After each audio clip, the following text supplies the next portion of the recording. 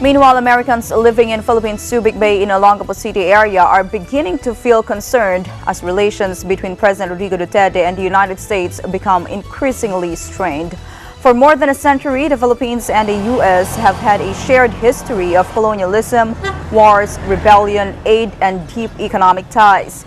That could change as Duterte's 3-month-old administration re-examines the relationship. The U.S. does contribute quite a bit to the economy here. So if that were ever to happen, where the U.S. just totally pulled out, the country would have a real problem economically. Okay, and you know, I've been here myself for about 5 years. I love the Philippine people. I consider myself a light-skinned Filipino. I'm home.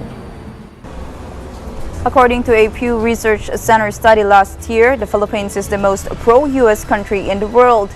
The United States effectively ruled the Philippines from 1898, when it acquired the country from Spain, until recognizing its independence in 1946. About 4 million people of Philippine ancestry live in the United States, one of its largest minorities, and about 220,000 Americans, many of them military veterans, live in the Philippines. An additional 650,000 visit each year, according to U.S. State Department figures.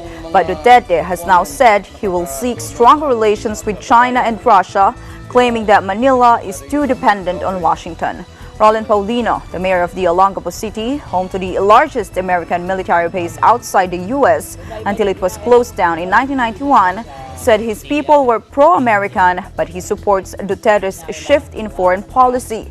American soldiers are still present in the city due to the annual joint exercises. Survival yung kinakailangan. Pag nawala, you will not just stay on the corner and cry. Kinakailangan gumawa ka ng paraan. Teka, wala na to. Di ba naman? Di pagbutihin naman natin. Mag-aral tayo ng mga Russian culture, mga Chinese culture. Sabi nga ni Presidente, pag pinagmerienda ka ng Amerikano, binibigyan ka ng konting sandwich. Pero pag pinagmerienda ka ng Chinese, laureate pa. Di ganun ang mentality natin. Patrick Williams, an American businessman who has been living in capital Manila for 7 years, said there's no harm in checking out other avenues, but that ties with the U.S. didn't need to be cut. They could still keep some kind of tie with the United States. They don't have to be beholden to the United States. History has told us that the United States has had some problems over here also. But back at the bar along Subic Bay, owned by an American military veteran, the mood was somber. Despite the Donald Trump coffee mugs and photographs on display, the main topic of conversation was not the upcoming U.S. election, but Duterte's tensions with Washington and his courting of China.